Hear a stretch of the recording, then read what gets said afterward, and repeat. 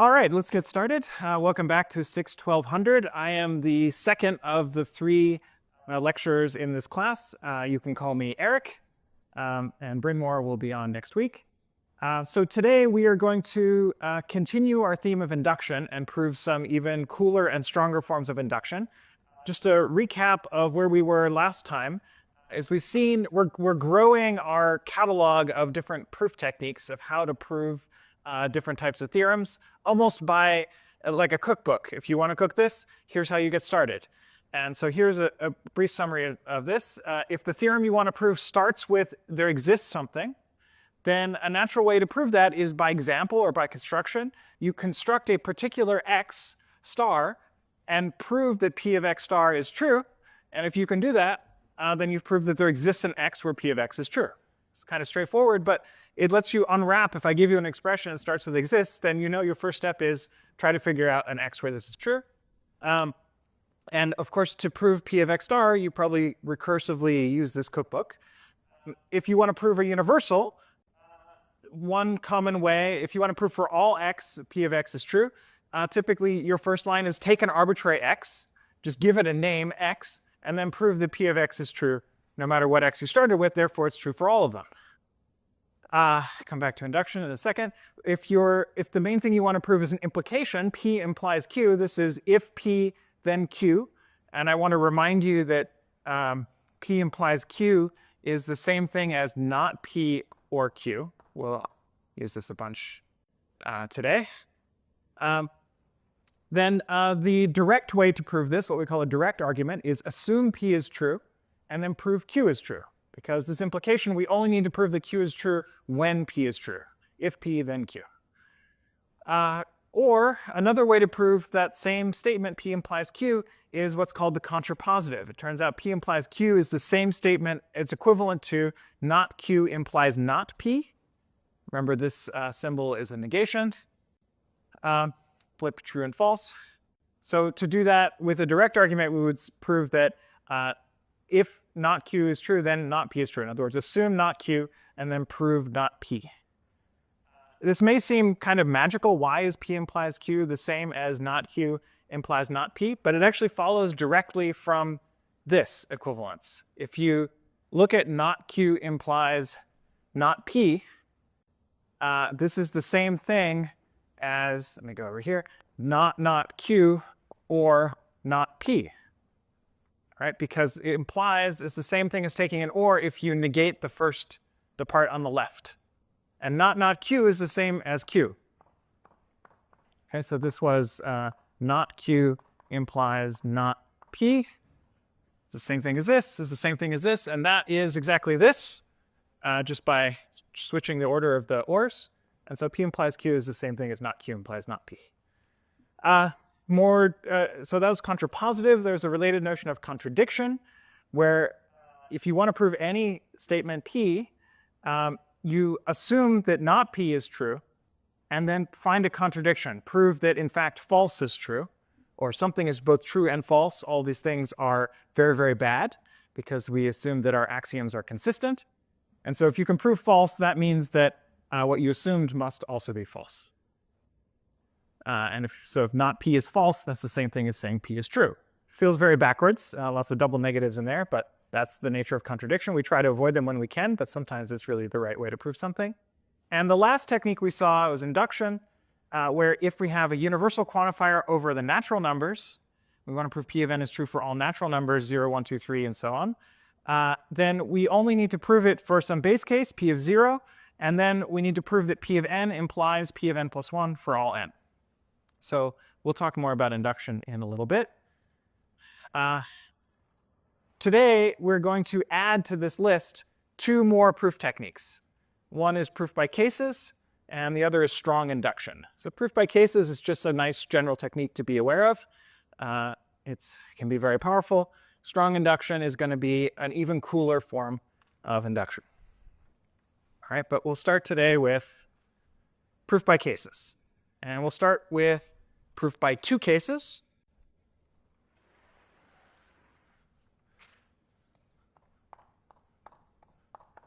And then we'll generalize to more than two cases. So the idea is take any proposition C and observe that C or not C is a tautology, meaning always true. Okay, if C is true, then this whole thing is true because C is true. If C is false, then not C is true, and so this whole thing is true. I'm going to remind you this so V symbol is an OR, whereas the opposite symbol is an AND. I think the mnemonic here is this looks like a letter A. This looks like a letter O. I've heard some people say this looks like a lowercase r for OR. Anyway, you just remember these things. This is OR, this is AND. So C or not C is the question. No, is always true. So we call it a tautology, fancy word for being always true. And so what this tells us is that our proposition P, let's say we want to prove P, is equivalent to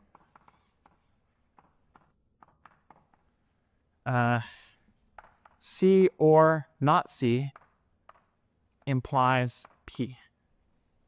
So this is saying if C or not C, then P is true. C or not C is just always true. So this is saying if true, in other words, always, P better be true. So P and this implication are equivalent.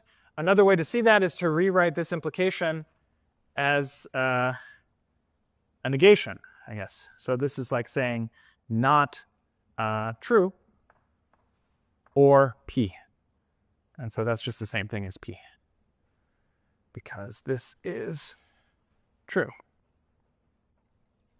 Okay, cool. So I want to rewrite this a little bit and say this thing is equivalent to C implies P and not C implies P. Why is this true? It's like a distributive law. This is saying I want to prove that C implies P, and I want to prove that not C implies P. That's what I wrote over there. That implies that the combination of C and not C implies P. Okay, so I claim these are equivalent. One way to verify it is with the truth table, or you can do it with some manipulation. All right, so we have, what this is saying is, in order to prove P, we need to prove that P is true assuming C, and prove that P is true assuming not C. And these are the two cases. In a proof by cases, let me write out a little template for you. Let's suppose the theorem we want to prove is P. Theorem means something that's true and that we're about to prove. And so we'd usually say proof by cases on the truth value of C. So this is for any statement C. Proposition is what the word I was looking for. Any proposition C, it's either true or false. And so we're going to do proof by cases on the truth value of C. Case 1 is that C is true. And case 2 is that C is false.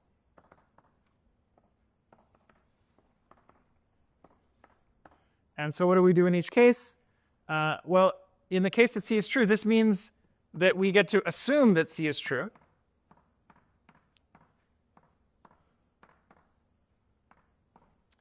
And then use that to prove that P is true. And so the missing step in this proof outline, or this template, is we need to say P is true because some reasons, which we need to fill in. And similarly, in the C is false case, we need to prove P is true for some reasons. Okay, so we need twice as many reasons, but the idea is that maybe assuming C is true makes it easier to prove P is true. Maybe also assuming C is false makes it easier to prove that P is true. So in these boxes, here we get to use C and in here we get to use not C. And often this makes proofs easier, but the challenging part is to pick the correct C. What's the right choice of C for this to be true? And maybe one more line I want to add to this template, which is pretty obvious in the setting, but gets much less obvious when you think about more than two cases. So a final step in this proof would be to say C is either true or false, because all propositions are either true or false. And so the cases are exhaustive. So this is also called a proof by exhaustion, not because we're really tired. Maybe we are also. But the idea is we want to exhaust all possible cases. And if we prove that we captured every possible situation and all of them P is true, then we're done. Okay, so that's what we'd like to do.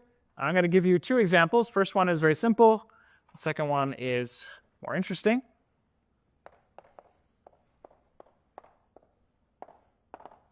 Questions? All right.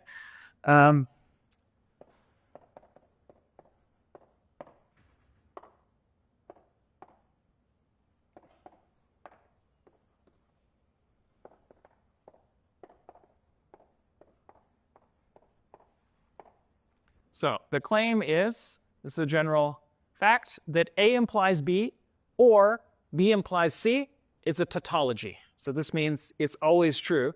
Again, so you can rewrite this as for all A, B, and C, which are either true or false, we have that A implies B or B implies C is true.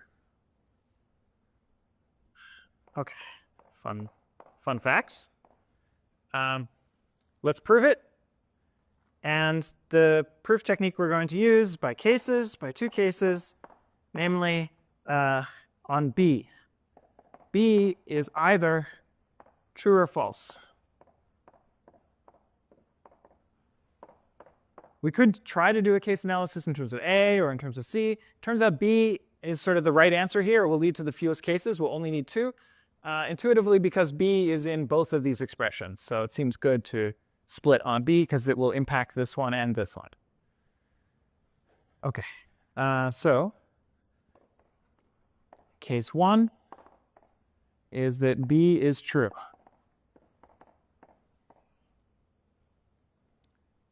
Okay, if B is true, I claim that A implies B is true, which is this first half. Why? In other words, I claim that A implies true is a tautology. I think again, an easy way to see this is to rewrite this implication as not the left-hand side or the right-hand side. Right? Not A or true. Well, that's just true. True or anything is true. Okay, so in particular over here, not A or B is true because we just assumed that B is true.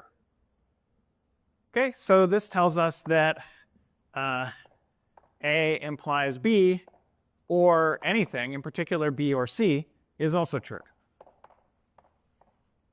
Okay, so kind of trivial, right? If you assume B is true, then of course this is true, and so of course the whole thing is true.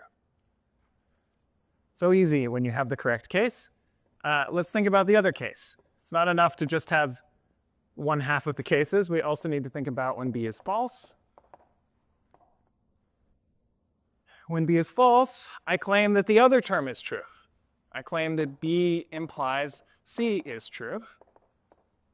This is maybe a little less intuitive. This is saying that false implies C is a tautology.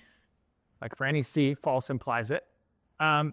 This should eventually become intuitive for you when you get used to implies and if-then. This is saying if false, which means never, I need C to be true. But if this condition is never true, then I don't care about the right-hand side. If pigs fly, then, I don't know, apples are orange or something. That's a true statement because it will never be the case that pigs fly, or at least in the present time. So another way to see that is to think about, again, not B or C. B is false, so not B is true. And so, of course, true or C is also true. Okay, and so that tells us that anything or B implies C is also true. So in other words, this statement, which maybe I'll call P, I'll say in either case, P is true. And so I write my little end of proof symbol. This is QED from last time. This means that I have demonstrated the theorem. Cool. So in one case, this part was trivial. In the other case, this part was trivial. Because it's an or, we're happy in either case. And we've done our first proof by cases. Pretty straightforward. Let's do a more surprising result using proof by cases called mutual friends and strangers. This is actually a famous mathematical problem. We're going to solve today a particular case of it, which is, suppose you have 6 people, and every 2 of them are either friends or not.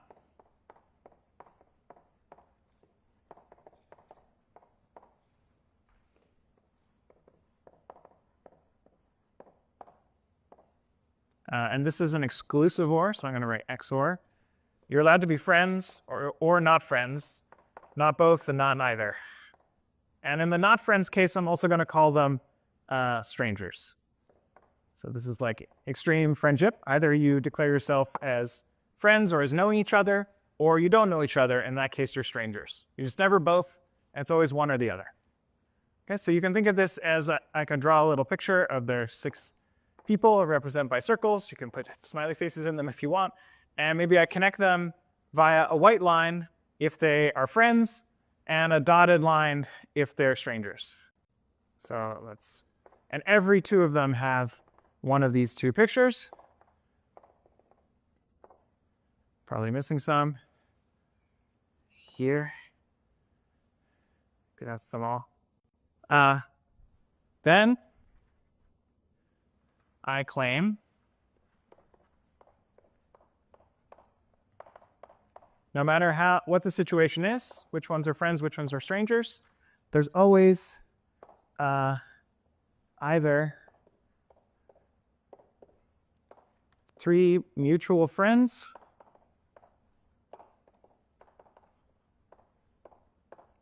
or 3 mutual strangers.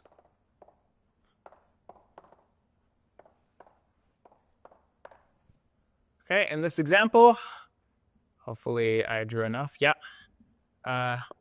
These 3 people are mutual strangers. They're connected by a triangle of dashed lines. Okay? If I drew some other pattern, like if they were all solid lines, then I might get the other situation, at least 3 mutual friends. But it turns out if you have 6 people, there are always at least 3 mutual friends or 3 mutual strangers. Let's prove this by cases.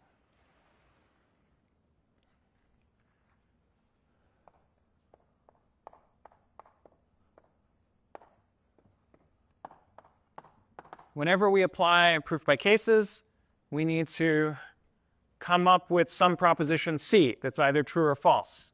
Well, for a proof by 2 cases, which this will be. And it's a little work in this case to do it. It turns out a useful first step is to pick any person P. So just take the first person or the 7th or the 5th person out of 6.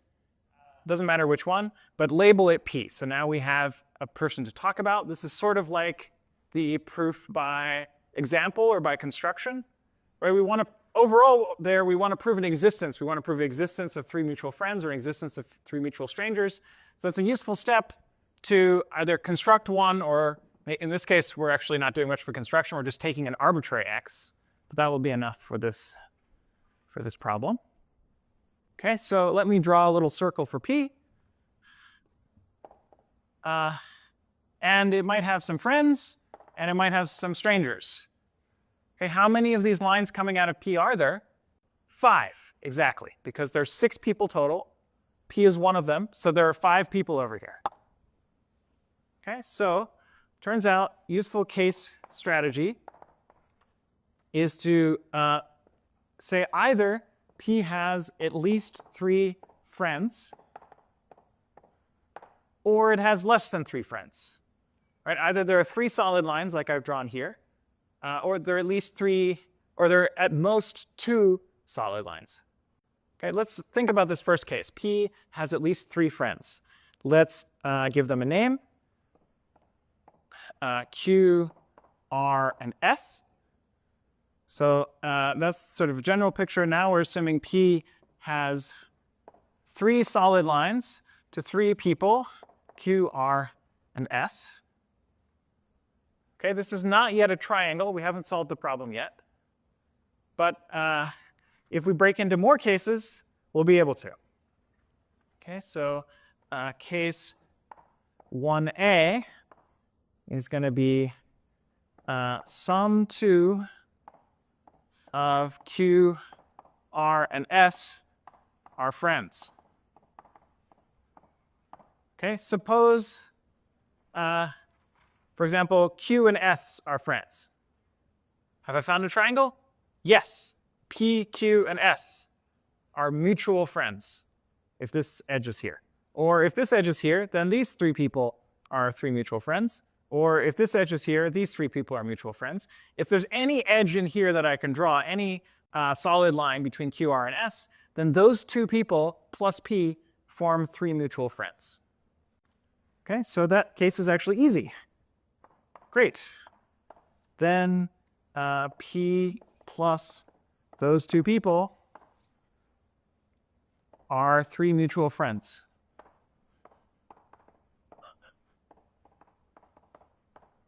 Okay, which was situation 1 up here. There's always either 3 mutual friends or 3 mutual strangers. Okay, so now we need to think about the other cases. Let's go over here. We found one case that was easy, but there's case 1b, which is maybe there aren't 2 mutual friends, and there's case 2, where P does not have at least 3 friends. Okay, but it turns out all of these cases will be easy. So let's do case 1b. Now, I get to sort of freely choose what case 1 was, and I get to freely choose what case 1a was. Because whenever I split into cases, I get to choose my proposition C to be anything I want. So this was C in the first case. This was C in the second case. But generally, if you're doing proof by 2 cases, you have no choice at this point. So case 1a was whatever. Case 1b has to be the negation of this. Okay, so case 1b literally is not sum 2 of Q, R, S are friends. But if you think about that for a little bit, this is saying Q, R, and S. Let me write this in a couple of steps. No 2 of Q, R, and S are friends.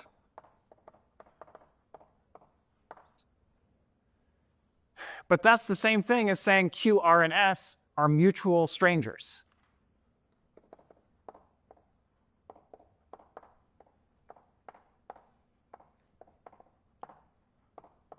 Okay, we're using this fact of this assumption that every 2 people are either friends or strangers. Always one or the other. So if there's no solid line over here, then all of these are dashed lines. So all 3 of these are mutual strangers, and there we found our triangle of strangers. Okay? So it turns out case 1a and case 1b are actually just as easy, just sort of reversed. So this was situation 2. So either we got 3 mutual friends or we got 3 mutual strangers, but we're still inside case 1. We just finished case 1.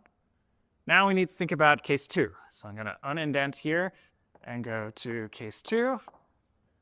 Case 2, again, has to be exactly the opposite of this. So P does not have at least 3 friends. By number of people being an integer, this is saying P has at most 2 friends. Okay, if it doesn't have at least 3, it's at most 2, because the number of friends is always an integer. Okay, great. So case 2 is a negation of case 1. And it turns out that is also kind of easy for a symmetric reason. Remember, there are 6 people total. So there's P and 5 others. So how many strangers is P with? Or how many people is P a stranger to? Well, it's at least all the others, 5 minus 2. Because at most 2 of them are friends. The remainder have to be strangers. And so this is 3. So P having at most 2 friends is the same thing as P having at least 3 strangers, because there are 5 other people total. 2 plus 3 is 5. So case 2 is P has at least 3 strangers. Case 1 was P has at least 3 friends. These are almost the same. I just have to flip friends versus strangers. So the way I would write this in a proof is this is symmetric to case 1, swapping friends versus strangers, and of course case 1 or situation 1 with situation 2.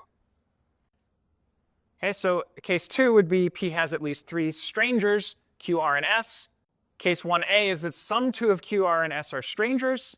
Then we conclude that P plus those 2 are 3 mutual strangers, which is situation 2. Or case 2b would be no 2 of Q, R, S are strangers. In other words, Q, R, S are mutual friends, and then we're in situation 1. So case 2 works just like case 1, just swapping the words friends and strangers, because they didn't really have any meaning. They were just words. Cool. So in all cases, we prove the desired result, either situation 1 or situation 2 happens. This is a particular case of something called Ramsey theory.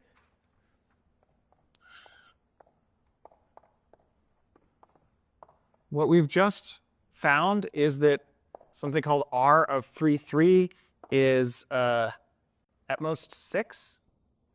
In general, R of F, S is the number of people you need in order to guarantee that there's at least F friends or at least S strangers. So we just did at least 3 friends or at least 3 strangers. We showed that 6 people was enough.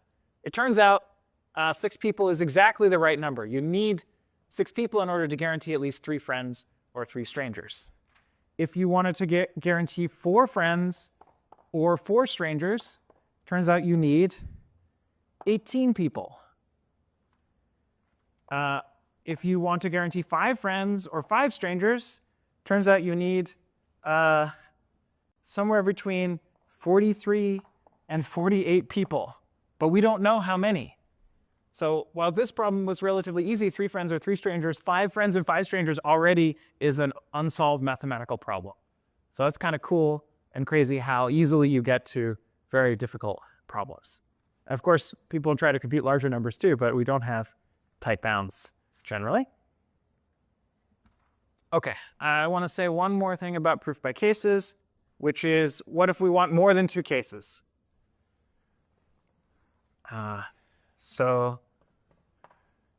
more generally, proof by k cases.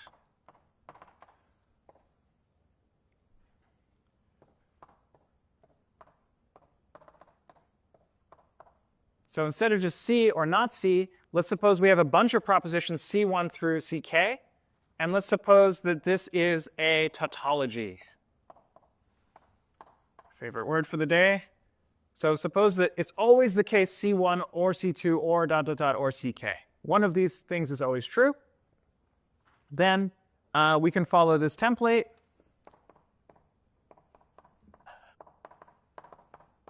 Which is, suppose we want to prove a theorem that some proposition P is true. Then we'll say proof by cases. And there's k of them, so I'm just going to write it generically. In case I is that ci is true. In other words, we get to assume ci is true. And then what we need to do is prove that p is true in that scenario. And p is true because reasons. And then here it's especially important to say that the cases are exhaustive.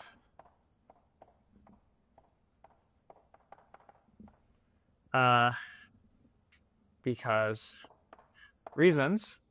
And exhaustive here just means that C1 or C2 or up to CK is a tautology. Okay, so you need to prove that C1 or up ... or CK is always true. That's the meaning of the cases being exhaustive. So there's sort of two parts. One is to prove that each case is okay. The other is to prove that those cases cover everything. Okay, so I won't show an example of K cases here. We'll see them in recitation and so on.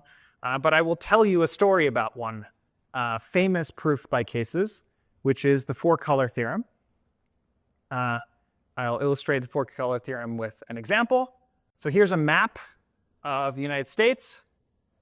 And I've colored all the states, all the regions of this map with four different colors, red, green, blue, yellow, in such a way that if you have two regions that share a positive length boundary, then this color A is different from this color B. Okay, it has to be not equal. Otherwise, if you had two red regions next to each other, it would be hard to see the boundary. So the colors illustrate the boundaries between all the regions. Four colors seems to be enough for this map. It's also enough for this map of all the countries. Is it true for all the maps? Turns out, yes. This is called, for a long time, it was called the four-color conjecture, and then it became the four-color theorem at some date. So four-color theorem says you can color the regions of any planar map with four colors so that neighboring regions get different colors.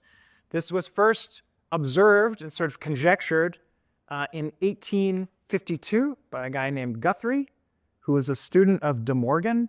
De Morgan, I think his name will come up in a moment, famous logician. He actually invented induction, one of the first people to, he invented the term mathematical induction at the very least, and really sort of made it more formal. So a student of him, Guthrie, said, hey, I took all the counties of England, and it turned out I only needed four colors. Is this a theorem? And he asked indirectly De Morgan, and De Morgan said, hey, seems cool. I don't know, maybe. Then the following year, 1853, another mathematician named Kemp proved the theorem. But proved should be in quotes because 11 years later, 1864, Haywood found a bug in that proof. Turns out there were a lot of cases in this proof, and the cases were not exhaustive. So it wasn't done. Then, 15 years later, 1880, Tate proved the theorem. Then, 11 years later, Peterson found a bug in that proof. Again, not all the cases were exhaustive. Then, 85 years later, 1976, Appel and Haken, or maybe it's Appel, I'm not sure,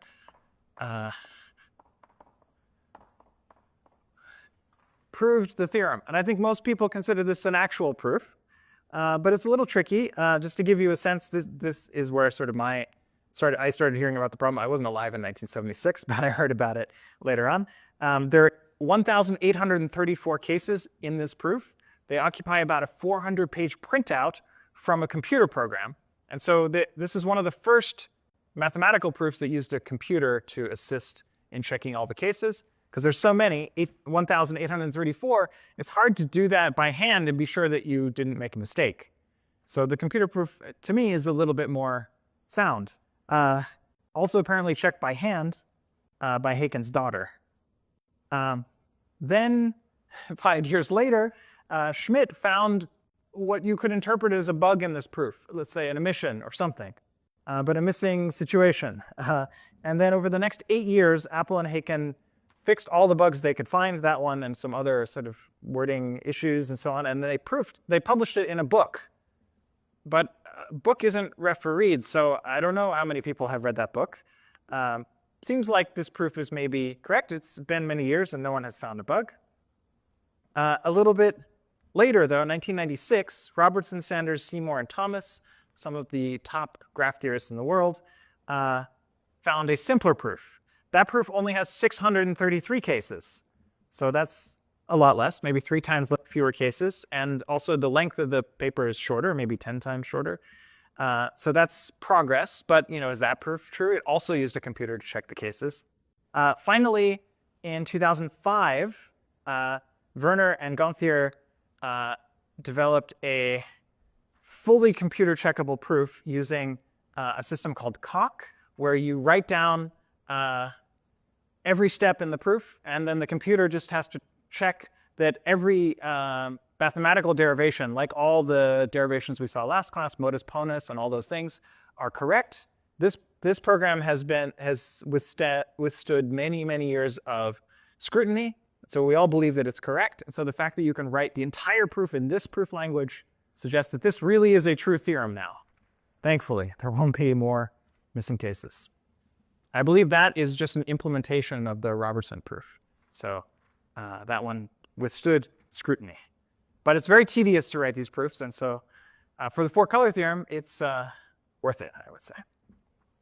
All right, so that's just an example of, in general, proofs by cases can involve a zillion cases. It's very annoying, but sometimes that's the best thing we know how to do. Maybe we'll come up with a simpler 4-color theorem proof at some point, but best we know so far has hundreds of cases. All right, let's go back to induction. First, I want to review induction a little bit, and then we will get a stronger form of it.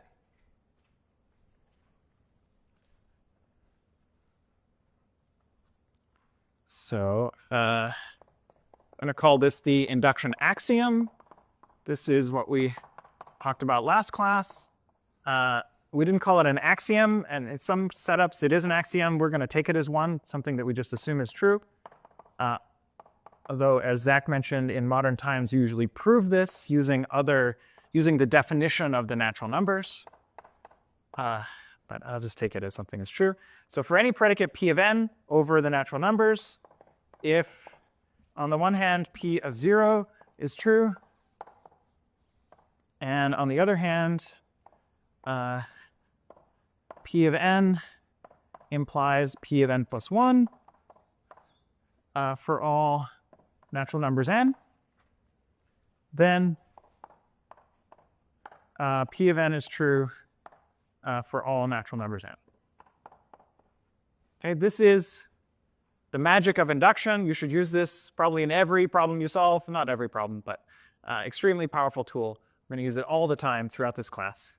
I want to give you a visual way of thinking about what's going on with induction, which I call block diagrams.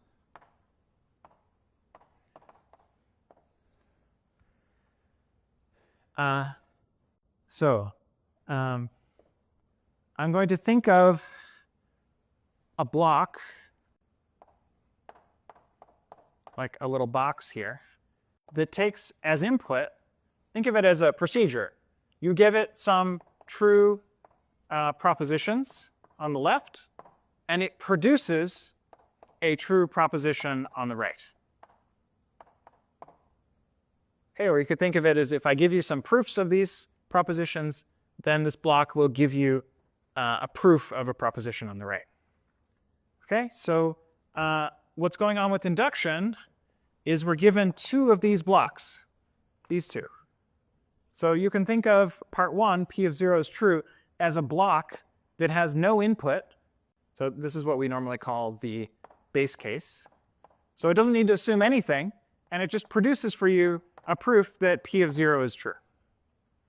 Okay, and the second part here, the induction step, says that if you can prove P of n is true, and you plug it into the induction step, then it will give you a proof that P of n plus 1 is true. So a bunch of examples of this last time. We assume P of n, and we use that to prove P of n plus 1. Okay? Now, the cool thing about blocks is you can just chain them together. So if we chain, the only block we can place first is this base case, because it doesn't need anything to get started. So we start with the base case argument. That produces p of 0. Now we plug this into the step. This step has to work for all n. So in particular, it works for n equals 0. And so we plug that into the step, and we get p of 1. We plug p of 1 into the step, so n equals 1. Then we get p of n plus 1, namely p of 2. And we plug that into the step, and we get p of 3, and so on. Okay, so this just gives you some intuition for if I can build an argument for why p of 0 is true, and I can build an argument for why if p of n is true, then p of n plus 1 is also true, then I can just repeat that argument over and over with different n, increasing n by 1 each time, and I can use that to prove that all the p of n's are true. Okay, this is like visual intuition for why this works.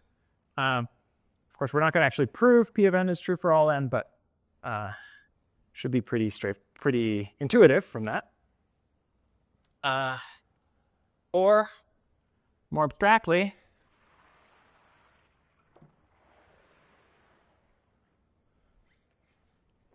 you can actually think of induction itself as one of these blocks. Let me use another color. So we have, on the one hand, a block base, which produces p of 0. And we have an induction step, which, given p of n, produces p of n plus 1.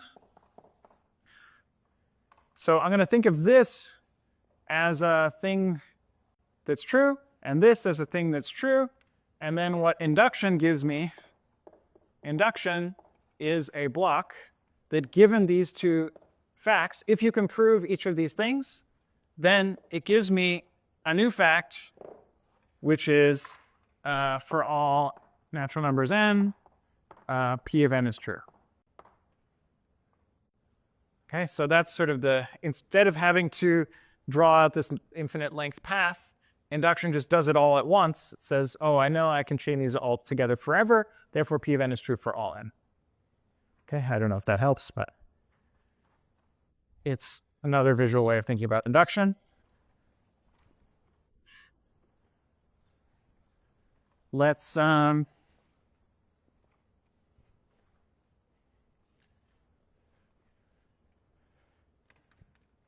right. Let me tell you another equivalent formulation of induction, which I prefer.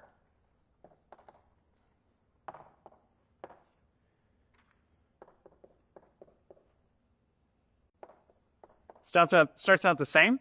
Suppose p of 0 is true. The induction step I'm going to phrase slightly differently, almost the same.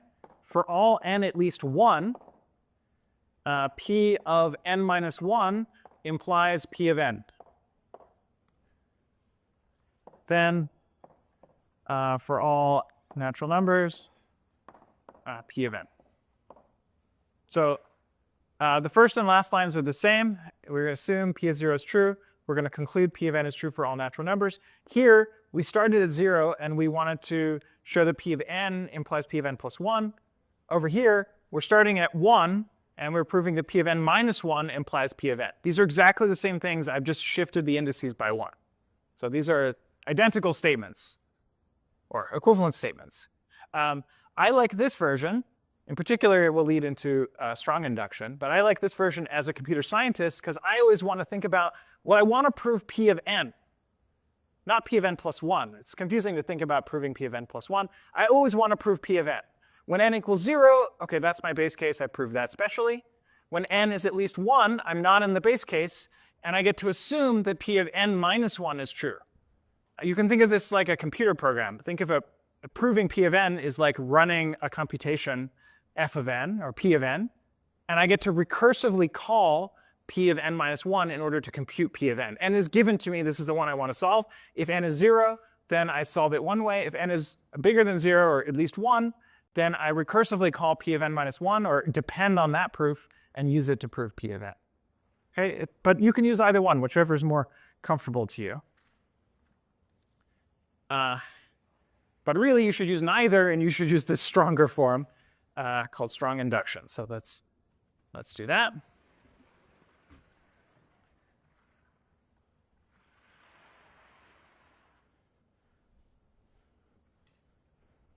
Strong induction just gives you more to work with.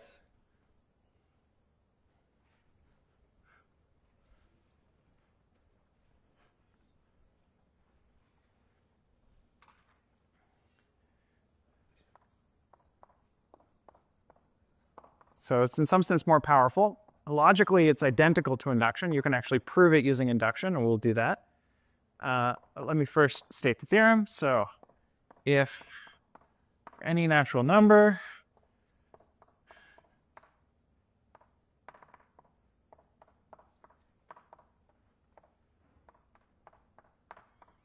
this is true, then for any natural number, P of n is true. Okay, let me bring this one down to compare. So first thing maybe to notice is that it doesn't seem to be a base case here, which is a little weird. It's just one condition, then this. Let's compare the steps first of all. Or I guess let's think about the case. This has to be true for all n. If we think about when n equals 0, that's the missing base case.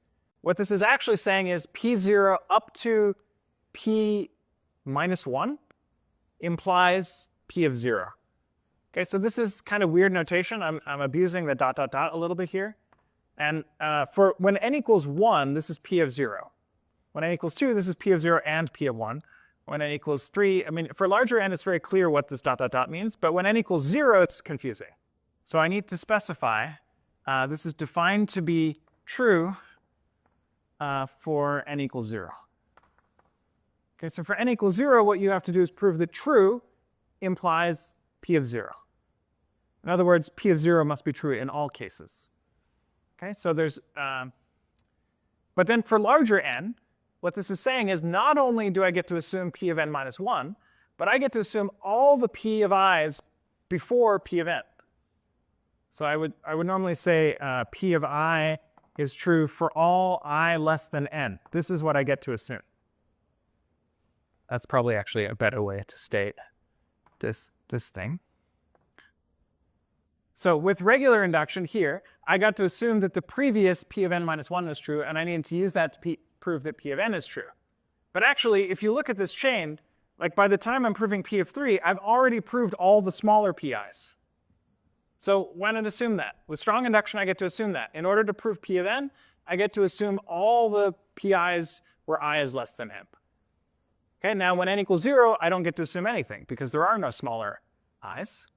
But when I get to p of 5, I get to assume p0, p4, p0, p1, p2, p3, p4. So I get to assume more, so this only makes my proof easier. Okay.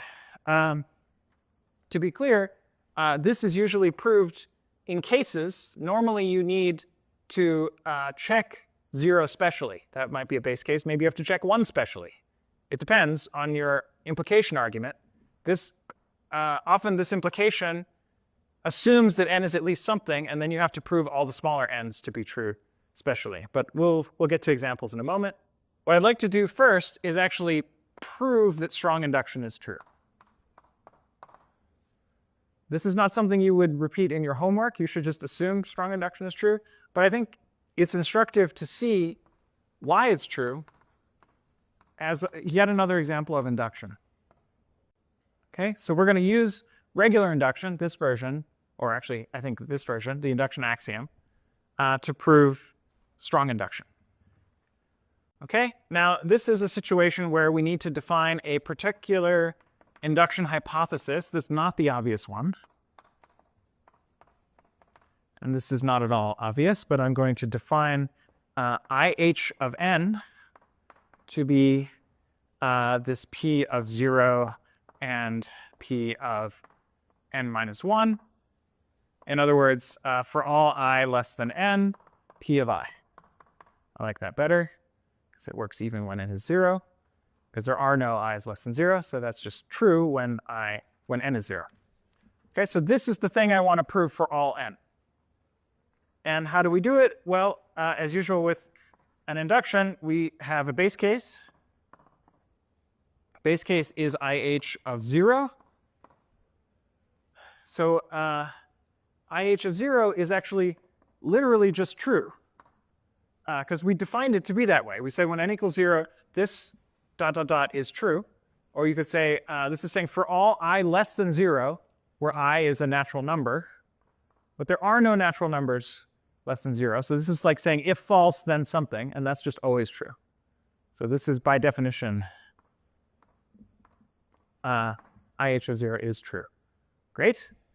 Easy base case, as usual. What's the induction step look like?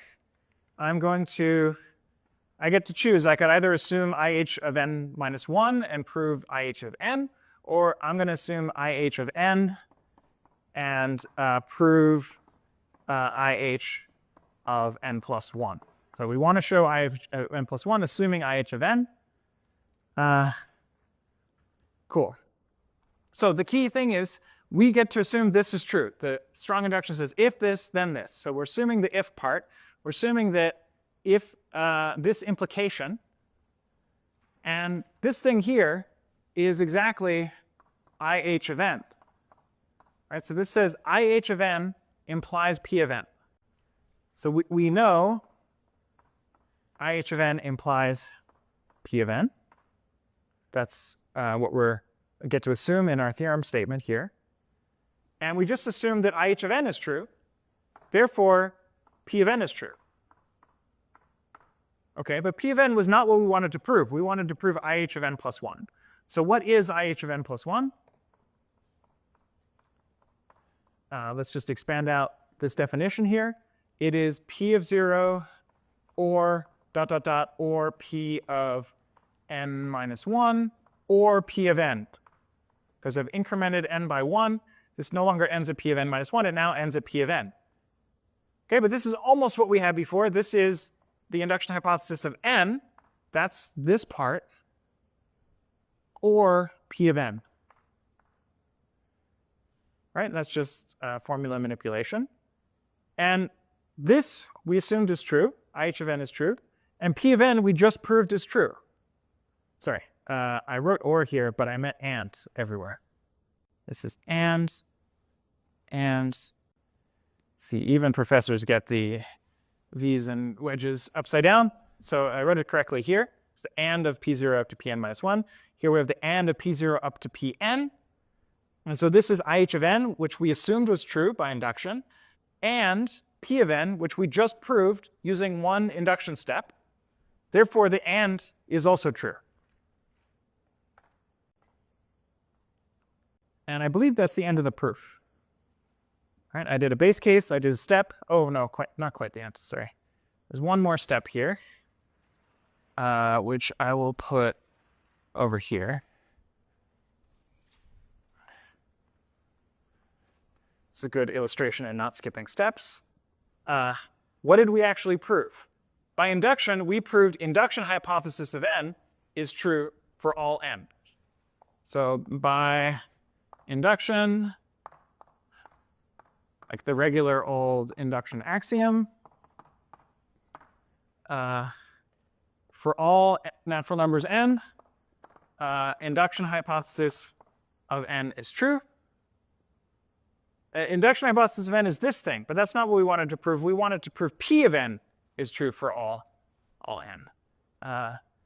But I can do some manipulation to make that what I want. So this is like saying for all n, let's see, actually, probably this is nicer. For all natural numbers, IH of n plus 1 is true. Okay, this is a shift. It's actually a weaker shift. This includes IH of 0. This should not be greater than or equal to. This should be an element of. This includes 0. This doesn't. This starts at 1 and it goes upwards. But this is nice. So this implies this, right? This is what we've shown. This is a weaker statement because I just threw away IH of 0. IH of 0 wasn't interesting anyway. IH of 1 includes inside of it So it's an and of a bunch of things. But then the last term is p of n. Right? That's, if I take IH of n plus 1, the last term in it is p of n. So it's also anded, but if the and is true, then every term is true. And so therefore, p of n is true for all n. Okay, so this was a final cleanup. After we did induction, we didn't quite get the statement we wanted because we used a different induction hypothesis than just p. And then we needed to show that that implied p of n for all n. Okay, but it works. Cool. So now there should be no question about why strong induction is true, assuming you believe this proof. You can draw a diagram. It's a little trickier to do. Maybe I will show you in my handwritten notes here. Here is a block diagram for strong induction. It's harder to draw because you depend on so many things. When I apply the fourth step here, when I want to conclude p of 4, I assume all the previous p's. So p0, p1, p2, p3, they all feed into this box. In the beginning, it's very similar. I apply a step, I get p of 0. Then I apply that p of 0 to a step, I get p of 1. But then, as I proceed, I'm feeding more and more pi's into the step, and it gives me one more pi. Okay, so it's a much more complicated diagram what's going on under the hood, but from a usage standpoint, it only helps you. When you're trying to prove p of n, you don't just get to assume p of n minus 1, you get to assume all the pi's where I is less than n. I forgot one part of the four-color theorem story, which was when I was growing up, I read a reprint of this article by Martin Gardner, which turned out to be published on April Fool's, but I didn't know it at the time. And in 1975, there was no proof of the four-color theorem. Appel and Haken was, I think, 1 year later.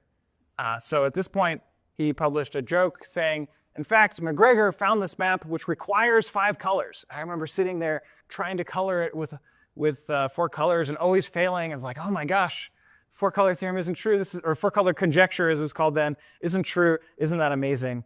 But it was all a lie. In fact, you can four-color that map. But it's a very funny article. If you want to read it, it's in the lecture notes, or part of it is there. All sorts of crazy things like, oh, it turns out if you take e and you raise it to pi times square root of 163, the result is an integer.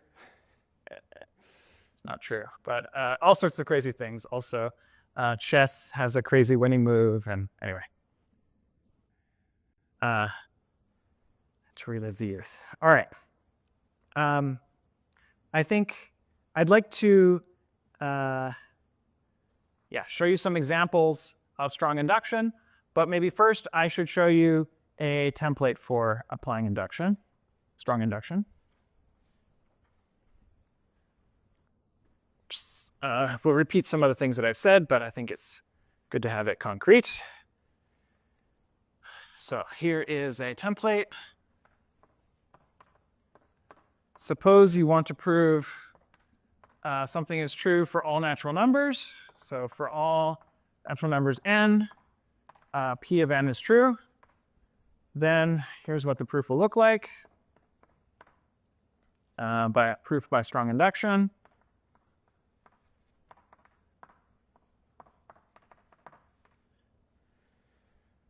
So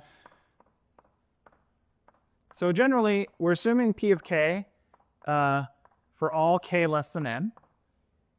And then we want to show p of n. Okay, or you could shift the numbers by 1, but this is my preferred way of thinking about it.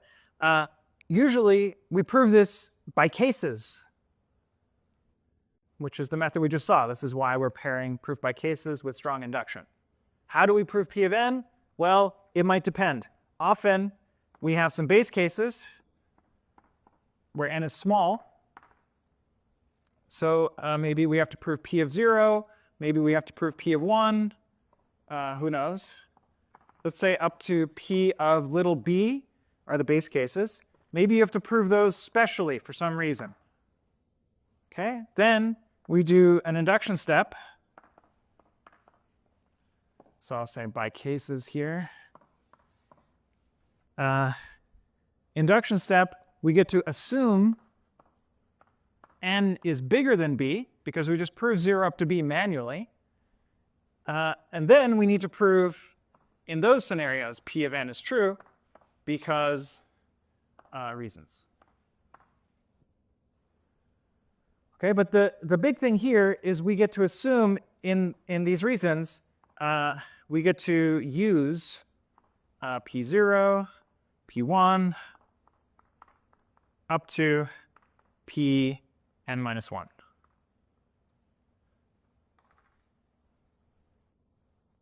Okay, so that's the big win. And in the base cases, you don't, I mean, you also get to assume this, but for example, when you're proving p0, you don't really get to assume anything, because there are no smaller pi's. So often you have to do these specially because the induction step assumes somehow that n is bigger than 0. Sometimes you get lucky, you just need the induction step, but usually you need base cases. Let's see some examples, and this will become much clearer. So let's play a game called item stacking, or it's really unstacking.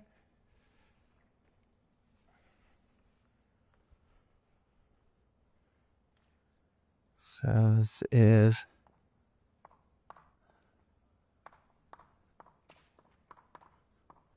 unstacking game.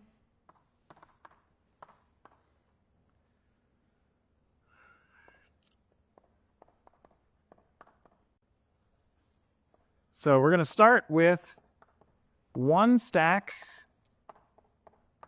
of n, and then a move splits a stack of s bigger than 1 items into 2 stacks with a items in one and b items in the other. And you get to choose these numbers a and b, but you need conservation, so a plus b has to equal s. And we also don't want 0 height stacks, so we need a at least 1 and b at least 1. Okay, so you get to choose a and b however you want, so long as there's at least 1 item in each stack.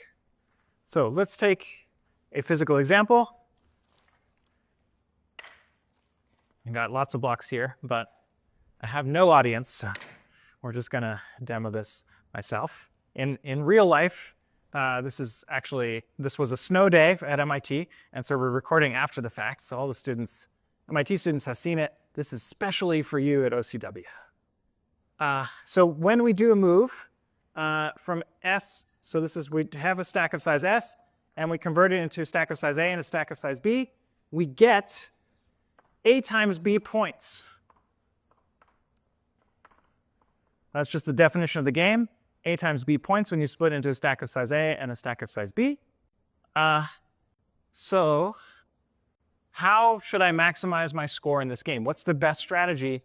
The game ends when all your stacks have size 1, because you can't make a move on a stack of 1 item. It has to be greater than 1 items. So let's try. Here I have a stack of 5 blocks. And one thing, maybe I'll try to split it roughly in the middle. So now, here, I'll rotate this so you can see the block's a little bigger. These are 5 blocks.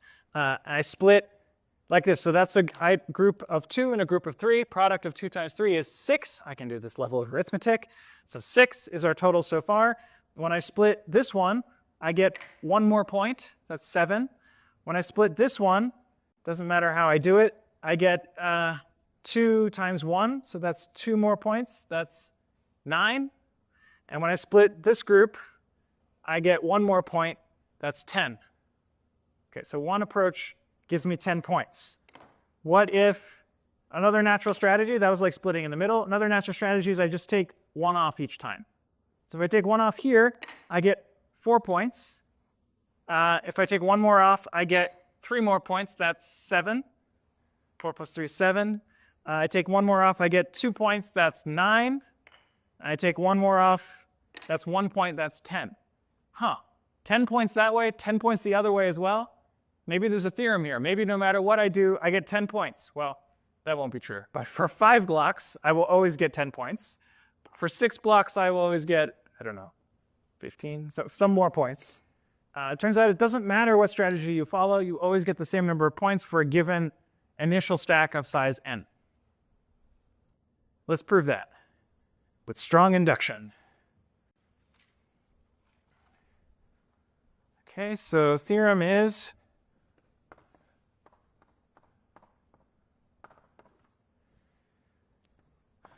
for all natural numbers, every strategy for this game, starting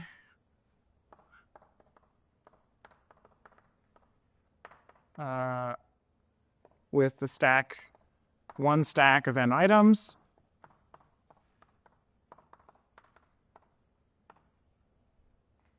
scores. Magic formula is n times n minus 1 over 2. So that's the theorem. And we're going to prove it by strong induction.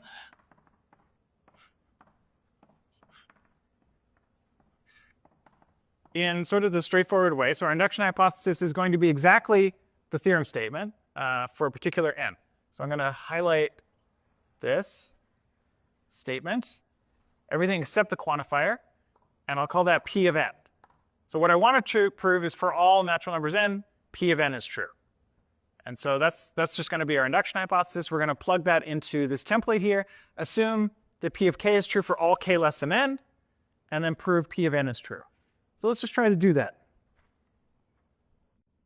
So what I would normally write here is assume true, assume that my theorem is true, assume p of n is true, p of k is true for all k less than n. I would say assume true for all smaller n.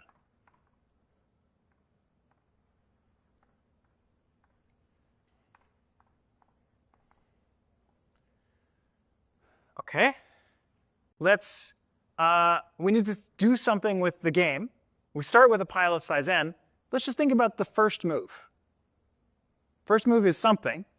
It takes our pile of size n and it splits it into some piles a and b. So we don't know what it is. We don't know what a and b are, but we can give them a name. Like this has to work no matter what a and b are. But let's say consider first move, which we know we start with a pile of size n, and we produce piles of size a and b. And again, a plus b equals n, and a and b are at least 1. But otherwise, we don't know what a and b are.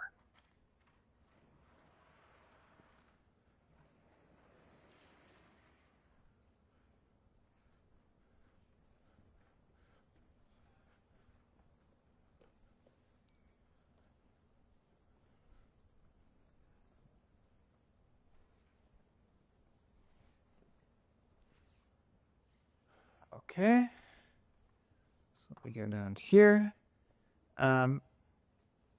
So we now have a pile of size A and we have a pile of size B. Again, we don't know how big they are, but they are smaller than B. So I want to claim we are left with 2 piles, or we can really think of those as 2 completely separate games, A and B. We're going to get some points from splitting up A. We're going to get some points from splitting up B. They sum together. But these piles don't really interact from here on. We got A times B points from this first step. We're going to get some points from the pile of size A. We're going to get some points to the pile of size B. How many points do we get? Well, in fact, our induction hypothesis will tell us, because A and B are strictly less than n. Why? Because A plus B equals n, and A and B are at least 1. So there's at least 1 in each of A and B, and so the remainder must be strictly less than n. If there's 1 in A, then there'll be n minus 1 in B. If there's 2 in A, there'll be n minus 2 in B. In all cases, less than n. Okay, because a and b are less than n, they're not necessarily n minus 1, so we couldn't just use regular induction. But they're less than n, and so by strong induction,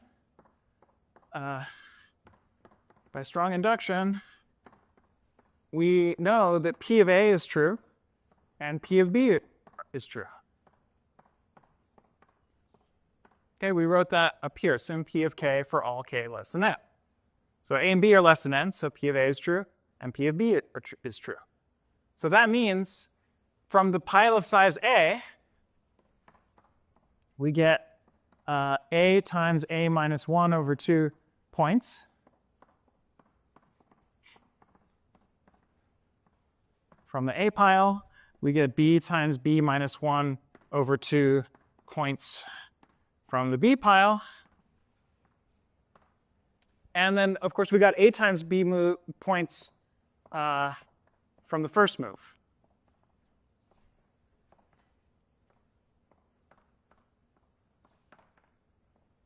And so now we just need to do some algebra and add up all these points. So the total number of points that we get is A times B plus A times A minus 1 over 2 plus B times B minus 1 over 2. These two were by induction. This was the first move. And now let's just put everything over 2. So this is 2 times A times B plus A squared minus A plus B squared minus B all over 2. Okay, and now what do I want to get to? This is supposed to equal n times n minus 1 over 2. And what was n? N was A plus B. So what I'd really like to show here is A plus B times A plus B minus 1 over 2. That's my goal. And what I need to do is fill in the in-between. But this is not too hard because, let's see. I see A times B here and A times B here. I mean, in fact, you can just expand this out and you'll get exactly the same thing here. I think slightly more intuitive is to see, oh, look at this term, and this term. That is A squared plus 2AB plus B squared. That is A plus B squared.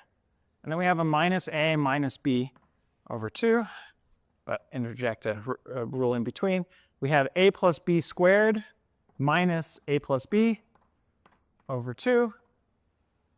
And then these two are the same thing. I think that's pretty clear. So cool, we did some algebra, and we just computed what we get out of induction, and then boom, we get the answer n times n minus 1 over 2, and it works. How did we know this is the right answer? I mean, we were just told that by the theorem. Probably you would try this for very small n and make a conjecture. Oh, it seems like it's n times n minus 1 over 2. Let's try to prove it. And when you assume the right thing, the proof just works. And it's kind of magical, and that's strong induction. Again, we need a strong induction here because we needed to assume what we wanted for all smaller n, because we don't know what A and B are. This has to work for all A and B less than n. So luckily, strong induction gives us that. All right. I have one more example to tell you about. A slightly more complicated version of the same thing. We're going to use strong induction. Don't need any of these. So let's go. That's a problem called beat ordering. I guess somewhat relevant today because there's a Super Bowl, but this is just about any teams of games. N teams in some game. And the setup is that every 2 teams play a game, and there are no ties. One team wins, and the other loses. Okay, this is sort of like friends and strangers, where it's either one or the other, but in this case it's asymmetric. It's not, they're not both happy or both sad. One's happy and one is sad. Okay, this is what's called a round-robin tournament. Most sports are not played this way unless it's a small number of teams, because it's a lot of different teams. It's actually n times n plus 1 over 2 games, which is a lot. All right, so what we would like is what's called a beat ordering. This is an ordering of the teams, T1, T2, up to Tn, such that B1 beat, T1, T for teams, T1 beats T2, T2 beat T3, and so on, and Tn minus 1 beats Tn. Okay, let's draw a little example. There's Team Rock, Team Scissors, and Team Paper. Okay, paper beats rock, rock beats scissors, scissors beats paper.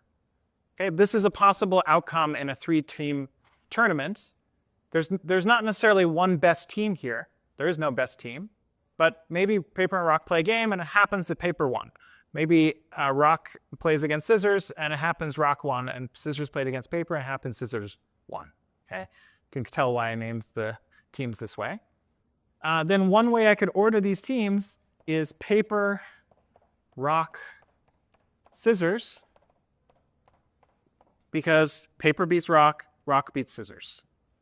Okay, so this is sort of the input, and this is my goal, is to produce an ordering like this. But I need to do it for n teams, not just for 3. Okay, so let's do strong induction to prove that the theorem is a beat ordering always exists.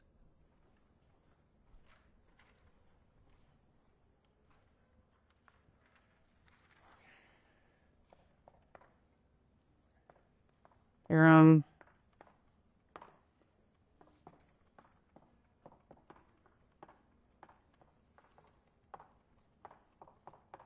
and when I say this always exists, what I really mean is for all n,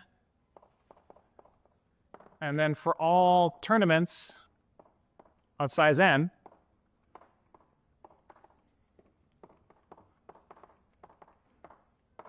there exists a beat order. Okay, there exists an ordering of the n teams, such that the first one beat the second one beat the third one, and so on.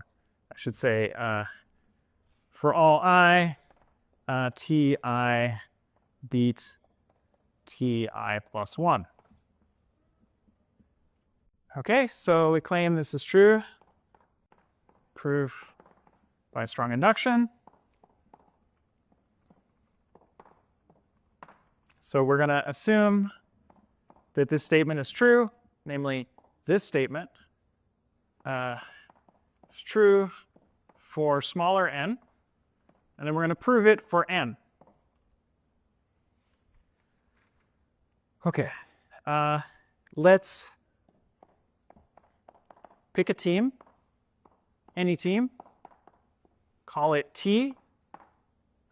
Then I'm going to split everything with respect to T. So I'm going to define W to be the set of teams that win against T. So this is going to be a set of all teams S where S beat T. So this is 1 versus T.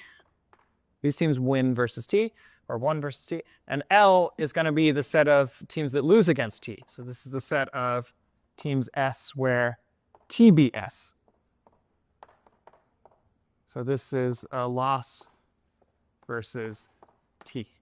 Then intuitively, what we'd like to do is put the winners first, then put T, then put the losers. I claim that works. Okay, but how do I order the winners? How do I order the losers? Well, by induction. I claim the size of W, this vertical bar means the size of the set, is less than n, and the size of L is less than n, because the size of the winners plus the size of the losers plus 1 equals n. This is a 1. Why? Because every team is either T, or they won against T, or they lost against T. So this is counting all of the teams. There's T itself, the ones that win against T, the ones that lose against T. Together, that is exactly n. Every team is exactly one of these categories. And there's a plus 1 here. And all of these are non-negative. Here, W and L might be 0.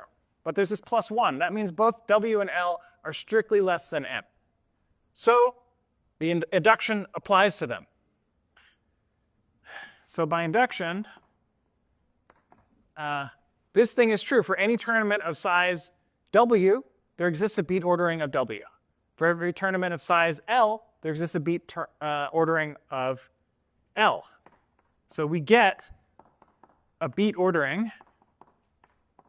We get 2 of them, really. Let's call it W1, W2, ... W size of W. This is an ordering of capital W. And we get L1, L2, ... L size of L as a beat ordering of capital L. And then we concatenate. So we claim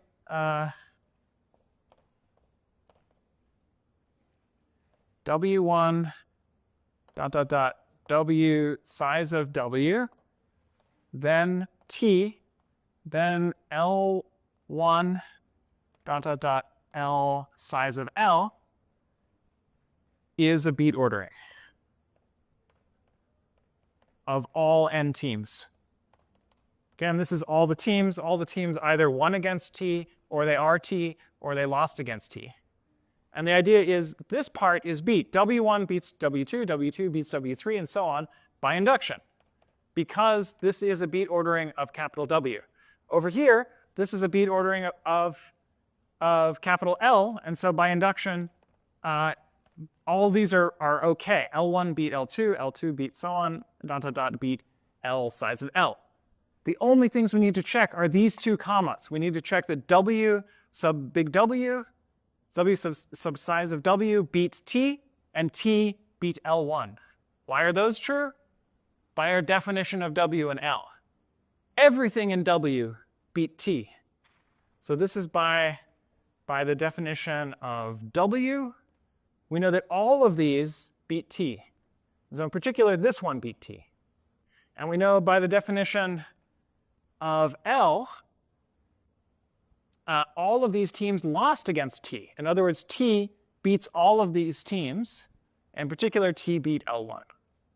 And so by combining all these beat statements together, we know that this entire thing is a beat ordering. Each item beats the one right after it.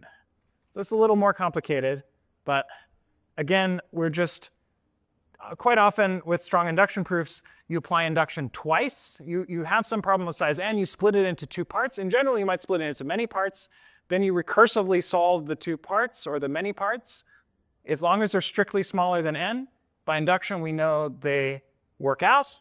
By strong induction we know they work out. You take those solutions and you combine them in some way. Here we concatenated with T in the middle. Over here we summed them up. We summed up the number of points we got in each one plus the number of points we got in the first step. And in general, you combine them in some way and you prove that it's still that the thing you want to prove holds for size n, and then you get your theorem. So that is the power of strong induction. Thanks.